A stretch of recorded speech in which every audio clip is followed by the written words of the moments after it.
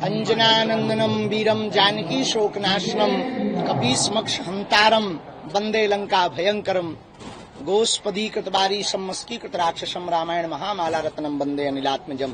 श्री बागेश्वर धाम की जय, सन्यासी बाबा की जय, छत्रपति वीर शिवाजी महाराज की जय, सिद्धि विनायक भगवान की जय, महालक्ष्मी मैया की जय, बाबुलनाथ महादेव की जय, श्री बागेश्वर बालाजी सनातन मठ भिवंडी की जय। हमको बहुत प्रसन्नता है, आज 19 दिसंबर से 3 दिवसीय श्री हनुमंत कथा का दिव्य और भव्य आयोजन अंधेरी ईस्ट में आज से प्रारंभ होने जा रहा और आज प्रथम दिवस है। कल कथा के साथ साथ श्री हनुमान जी से प्रार्थना का दिव्य दरबार भी है।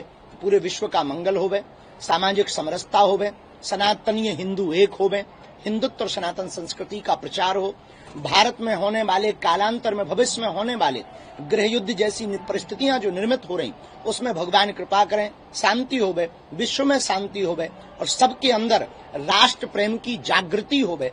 इस भावना के साथ यह 3 दिवसीय हनुमंत कथा का चरित्र, हम पूर्व में जब आए थे तब हमारी कथा बहुत व्यस्तता थी और देर रात से आए थे, तब हमने वचन दिया था कि इसी मैदान में, शेरिए पंजाब मैदान में जब हमको काका जी ने बुलाया था तब वचन दिया था कि हम यहाँ कथा सुनाने जरूर आएंगे।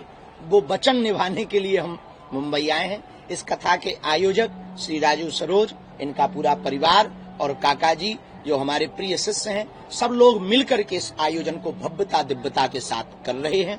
हम सभी पत्रकार बंधुओं का, संपूर्ण महाराष्ट्र वासियों का और देशवासियों का बहुत बहुत धन्यवाद और साधुवाद कर रहे हैं। शेष जो भी खुजली हो प्रश्न करें। ये महाराष्ट्र में जो है अब इलेक्शन का भी माहौल है, बीएमसी का इलेक्शन चल रहा है, तो ऐसे में खान मेयर को लेकर बात की जा रही है। आप एक मर्तबा जो है हिंदू राष्ट्र की बात करते हैं तो दूसरी तरफ जो है खान मेयर की बात हो रही है। ये खान मेयर मीन्स क्या है? यानी मेयर जो है, महापालिका इलेक्शन है, म्युनिसिपल इलेक्शन में खान मेयर बनाया जाएगा, ऐसा बात कही जा रही है। मुंबई के मेयर, देखिए ये जनता के ऊपर निर्भर है कि जनता किसको चुनती है। जिसको ज्यादा वोट मिलेगी वो विजय होगा। हम राजनीतिक एजेंडे पर, राजनीति पर कभी कोई बयान नहीं देते।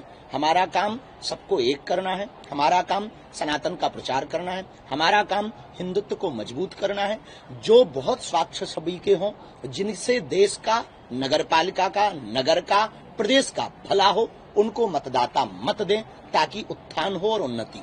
बाबा जी, आप यहाँ पर आपको लग रहा है कि आपकी वजह से जो मुंबई का जो हिंदू समाज है वो एकजुट होगा? क्योंकि यहाँ पर आप 2 गुटों में बिखरा हुआ नजर आ रहा है। क्योंकि एक जन कह रहा है कि मुंबई का मेयर खान बनना चाहिए, क्योंकि खान क्यों नहीं बन सकता। दूसरी तरफ आप जिससे एकजुट करते हैं तो उसका असर लग रहा है? देखिए, हम किसी को डिमोटिवेट या किसी को मोटिवेट करने नहीं आए हैं ना, हम राजनीतिक एजेंडे से आए। हमारा आना जाना लगा रहता। बागेश्वर बालाजी मठ भिवंडी में है, हम आते जाते रहते, अपनी वार्ता रखते रहते हैं। हम एक बात स्पष्ट कहें, देश का चुनाव जातिवाद, धर्मवाद से ऊपर उठकर राष्ट्रवाद पर होना चाहिए। देश के चुनाव में हिंदू, मुसलमान, सिख, ईसाई ये बात छोड़कर केवल और केवल राष्ट्र का भला हो, सनातन का उत्थान हो। सनातन में सब आ जाते हैं। सनातन का उत्थान हो और राष्ट्र का भला हो, इस पर यदि चुनाव हो तो हमें लगता है देश के लिए भी बेहतर होगा, मुंबई के लिए भी बेहतर होगा और निवासियों के लिए भी बेहतर होगा। बाबा जी, एक सवाल बंगाल से रिलेटेड पूछना चाहूंगा। वहाँ पर बार बार बाबरी मस्जिद निर्माण की जो बात चल रही है, देखिए बाबरी मस्जिद की नींव रखने के ठीक 2 दिन बाद हम कोलकाता गए। वहाँ पर परेड ग्राउंड में एक साथ 5 लाख गीता पाठ का पाठ भी किया और इसलिए हम गए कि हमारा जाना बहुत आवश्यक था। हम किसी भी धार्मिक परंपरा मानने वाले लोगों के खिलाफ नहीं हैं। उन्हें अपनी पूजा पाठ करने का पूर्ण स्वतंत्र अधिकार है। 1947 में भारत की आजादी के बाद तो संविधान के तहत कोई भी अपनी देवी देवताओं का, किसी भी मजहब का व्यक्ति अपने देवी देवताओं का स्थान बना सकता। लेकिन विदेशी आक्रांता के नाम पर, बाबर के नाम पर यदि देश में कोई भी स्थान बनाया जाए तो ये इस देश का दुर्भाग्य है। और निश्चित रूप से हम ये बात कह सकते हैं कि फिर से हिंदू 1992 दोहराने के लिए तैयार रहेगा। 1992 दोहराने के लिए हिंदू तैयार है। लेकिन मैं सवाल ये है कि आज भी 2 लाख लोग जुटाए गए, क्या ये हिंदुओं के खिलाफ एक साजिश करी जाएगी वहाँ पर? कहीं ना कहीं निश्चित रूप से विदेशी आक्रांताओं के नाम पर ये धार्मिक उन्माद फैलाने की तैयारी है। और हमें इस बात का दुर्भाग्य भी है कि राम मंदिर जब बना था तो बहुत लोगों ने कमेंट किया था कि वहाँ अस्पताल बनाया जाना चाहिए। अब बाबरी मस्जिद की जब बात आई है तो उन लोगों के मुंह में कैंसर हो गया। आपको ये नहीं लगता पश्चिम बंगाल में बाबरी मस्जिद बनाने की बात की गई, उसके बाद आपने गीता पाठ करवाया, और अब जो टीएमसी के विधायक हैं मदन मित्रा, उन्होंने ये कहा है कि भगवान श्री राम मुस्लिम थे।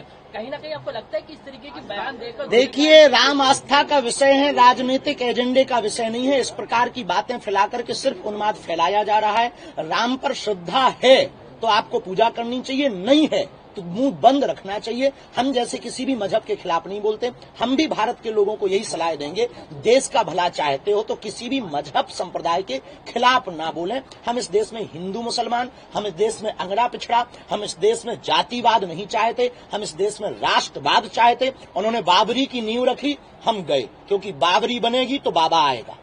बाबा जी, एक सवाल, आपने कहा कि कोई मजहब के खिलाफ नहीं है आप। बिल्कुल। इस तरह से नीतीश कुमार ने हिजाब महिला का घसीटा स्टेज पे, आप क्या कहना चाहेंगे? देखिए, हम किसी भी विषय पर, किसी भी राजनेता पर टिप्पणियां देते नहीं हैं। अब तक हम बहुत पवित्र हैं। राजनीति और राजनीतिज्ञता पर हम कभी टिप्पणियां देते महिला नहीं। का हिजाब इस तरह से घसीटा, किसी भी प्रकार से ऐसा कार्य करना उचित नहीं है हमारे हिसाब से। तो अब बाकी हम राजनेताओं पर बोलते नहीं, कोई राजनेता ही इस पे बोल सकता है। जी, सनातन हिंदू एकता पदयात्रा देश की सनातन संस्कृति को एकजुट करने के लिए, देश की सनातनियों को एकजुट करने के लिए हमने 150 किलोमीटर की 3 राज्यों की पदयात्रा की, जो 7 नवंबर से 16 नवंबर तक थी। 6 जिलों में यह पदयात्रा गई। दिल्ली, हरियाणा और उत्तर प्रदेश की 3 राज्यों की सीमाओं को पार किया। लगभग 5 करोड़ की आबादी के बीच से यह पदयात्रा निकली। लगभग 48 जगह पर चौपालें लगाई, 28 जगह सामाजिक समरसता के भोज किए। हमारा एकमात्र उद्देश्य है, जब तक हम जिएंगे हिंदू, हिंदुत्व और हिंदुस्तान के लिए जिएंगे। यही हमारा परिचय है, यही हमारा जीवन है। मेरा तन मन हिंदू, मेरा रंग रंग हिंदू, मेरा परिचय हिंदू, मेरा जीवन हिंदू।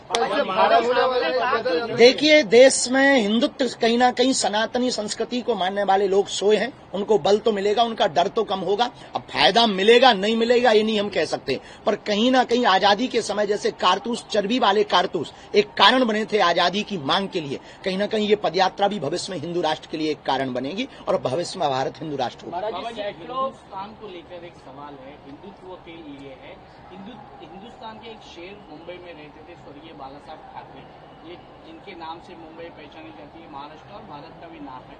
आज उनके लड़के महाविकास आघाड़ी के गठबंधन में है, जो कि हिंदुत्व की जो एक लाइन थी उससे भाजपा और इनके हिसाब से वो दूर गई है, और अब दोनों भाई एक साथ आए हैं, वो भी हिंदुत्व की लाइन ले रहे। तो इसमें हिंदुत्व की लाइन थोड़ी सी आप बाइफर्केशन करके बताएंगे तो अच्छा होगा। देखिए, हम नहीं कह सकते, ये उनका निजी विचार है। अपने अपने विचारधारा के अनुसार किसी भी लाइन पर जाना उनकी स्वतंत्रता है, और हम राजनेताओं पर बयान देते नहीं है। हमारा अध्यात्म बहुत बड़ा है, हमें इस पर ही बोलने का सौभाग्य है। तो आप इस पर कोई भी बात बोलेंगे तो हम बेझिझक बोलेंगे और बेबाक बोलेंगे। क्या मुंबई और महाराष्ट्र में पदयात्रा करेंगे? बिल्कुल करेंगे, और हमारे विचार में बहुत है कि हम बहुत ही जल्दी यहाँ पर पदयात्रा करें, और खासकर महाराष्ट्र में तो बहुत जरूरत है कई जगहों पर पदयात्रा। इसका क्या कारण है? सिर्फ यही, धर्मांतरण, मतांतरण के हम बहुत खिलाफ हैं, लव जिहाद के हम बहुत खिलाफ हैं, लैंड जिहाद के हम बहुत खिलाफ हैं, और ये गलत भी नहीं है, लीगल है, और हमें लगता है कि इसके लिए प्रत्येक हिंदू को तैयार रहना चाहिए। बाबा जी, आपने हिंदुत्व का जिक्र किया। एक समाजवादी पार्टी के सांसद है चौधरी, उनका कहना है कि होलिका दहन से जो धुआं निकलता है उससे प्रदूषण होता है। जो हिंदुओं के घर में जब अंतिम गाजा और यूक्रेन का बहुत युद्ध चल रहा है, वहां से भी प्रदूषण बहुत हो रहा है, उनमें दम हो तो वो बंद करवाएं।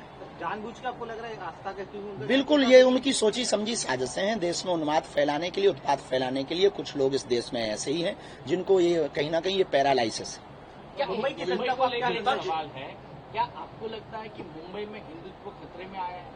नहीं, महाराष्ट्र में कई जगहों पर धर्मांतरण देखने के बाद, जैसे जो बहुत बड़ी घटना पालघर वाली हुई थी, उस घटना के बाद ये देखा जा सकता है कि कहीं ना कहीं महाराष्ट्र में ये बहुत मतांतरण रूप से है, और कहीं ना कहीं ये तो कई जगहों पर विवाद स्थितियां बनती हुई दिखाई पड़ती हैं, चाहे वो पालघर की घटना हो, चाहे वो नुक्कड़ घटनाएं हो। तो हिंदुत्व कहीं ना कहीं बहुत, मुंबई शहर में तो नहीं, पर महाराष्ट्र के कई गांव धर्मांतरण की चपेट में है। उसके लिए हम पदयात्रा करें। होने की जरूरत है हिंदुओं को। यदि नहीं होंगे तो वो दिन दूर नहीं है जब भारत गजवाए हिंद होगा। हमारा विचार है, कुछ लोगों का इस देश में विचार है कि वो तिरंगा में चांद देखना चाहते हैं। हमारा विचार है हम चांद पे तिरंगा देखना चाहते हैं। बाबा जी, हिंदुत्व का जो मसला आप उठाते हैं, हिंदुस्तान एक सेकुलर मुल्क है, लेकिन आप हिंदू राष्ट्र की बात करते हैं, तो इसके पीछे क्या मकसद है? और आपके जैसे पढ़े लिखे लोग ही सेकुलर पर भरोसा करते हैं। बस आपके जैसे लोगों की बुद्धि ठीक करने के लिए हम पदयात्राएं करते हैं। हिंदू राष्ट्र सेकुलर राष्ट्र बना, वो भारत सेकुलर राष्ट्र बनाया गया है, ना कि था।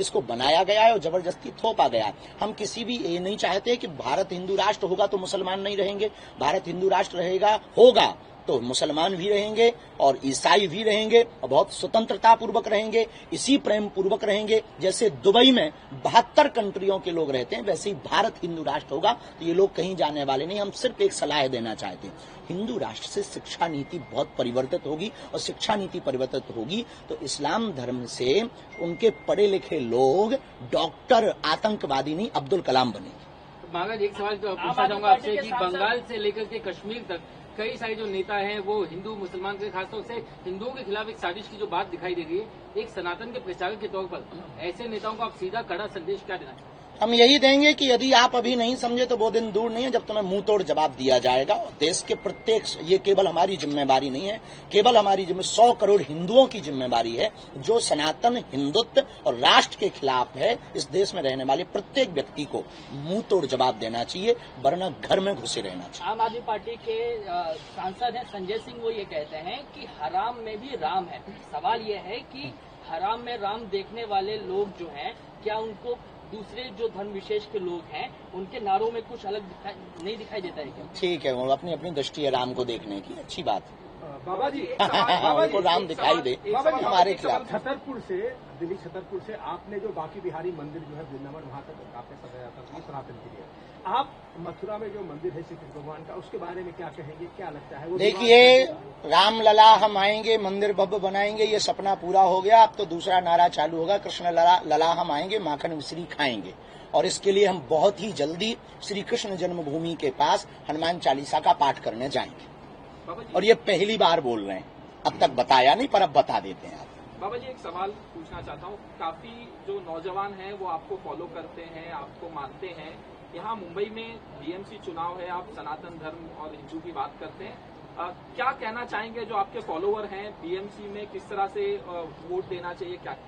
हम चुनाव पर मत देने पर कभी बोलते नहीं हैं, राष्ट्र हित में सब मत करें, सबसे यही प्रार्थना। जो हमें मानते हो, जो हमें नहीं मानते, वो भी राष्ट्र हित में मत करें, यही प्रार्थना है, क्योंकि हम राजनीति। महाराष्ट्र के मुख्य प्रधान रह चुके पृथ्वीराज चौहान, उन्होंने भी एक बयान दिया था कि सिंदूर जो ऑपरेशन था उसमें भारत पहले ही दिन हार गया था। तो ऐसा नहीं लगता है कि इससे सैन्य का मनोबल टूटता है और जो ये खास अभी जो परिस्थिति उसके फायदा लेने के? देखिए, देश की सेना के साथ खड़े रहना चाहिए किन्हीं भी परिस्थितियों में। पहली बात तो ऐसा हुआ नहीं, और हुआ भी तो देश के प्रत्येक व्यक्ति को सेना के साथ खड़ा होना चाहिए। इस देश की यही सबसे बड़ी कमी है कि इस देश में लोग सेना के साथ खड़े नहीं होते हैं। इस देश में सिर्फ अपने साथ खड़े होने के लिए सेना को खड़ा करते हैं। ये इस देश का दुर्भाग्य है। हमें लगता है सेना, सुरक्षा और राष्ट्र, तिरंगा, इनके साथ कोई समझौता नहीं करना चाहिए। ये बयान या मुद्दे का विषय नहीं है, ये साथ में खड़े होकर के शिद्दत का विषय है। बाबा जी आप सबकी पर्ची हैं, मोदी जी जब तक चाहें प्रधानमंत्री रहेंगे, ऐसी चर्चा। लेकिन ये भी कहा जा रहा है कि महाराष्ट्र से अभी तक कोई प्रधानमंत्री नहीं बना है, देवेंद्र फडणवीस को जो है इस बार मौका मिल सकता है, ऐसी चर्चा है, लोगों की भावना है। आपको क्या लगता है, प्रधानमंत्री के तौर पे एक अच्छा काम करेंगे फडणवीस? देखिए, जिस विचारधारा से वो चल रहे हैं, हम राजनेताओं पे बहुत, हमने पहले ही बोला, फिर भी आप घुमा फिरा के वहीं आते, भगवान करें अच्छा हो। अच्छे हैं, हमारे लिए तो बहुत अच्छे हैं और बहुत अच्छे सरलता के साथ, सहजता के साथ मिलते हैं। निश्चित रूप से कोई बहुत विजनरी बुद्धि वाले लोग, प्रज्ञा मेधा से संपन्न व्यक्ति राष्ट्र प्रधान होंगे तो निश्चित रूप से देश का उत्थान है। कृष्ण लला को लेकर जो लड़ाई अब शुरू होने वाली है, कब तक नतीजे तक पहुंचेगी? बहुत जल्दी पहुंचेगी, पर कोर्ट के थ्रू ही पहुंचेगी, क्योंकि हम देश की न्यायपालिका नहीं है। हाँ, लेकिन हम अपनी पूरी कोशिश करेंगे, हनुमान चालीसा पाठ से, यज्ञ से, हवन से, और फिर से हम वही बात दोहराएंगे, कृष्ण लला हम आएंगे, माखन मिश्री खाएंगे। बाबरी मस्जिद के बाद ऐसा मामला हुआ था कि कोई दूसरा ऐसा मामला खड़ा नहीं किया जाएगा, लेकिन अब जो है मथुरा की बात हो रही है, काशी की बात हो रही है, कई मंदिरें जो है मस्जिदों में ढूंढने की कोशिश की जा रही है। नहीं, जहां मंदिर थे वहां मस्जिदें हैं, उसकी खोज पूर्ण हो। धन्यवाद।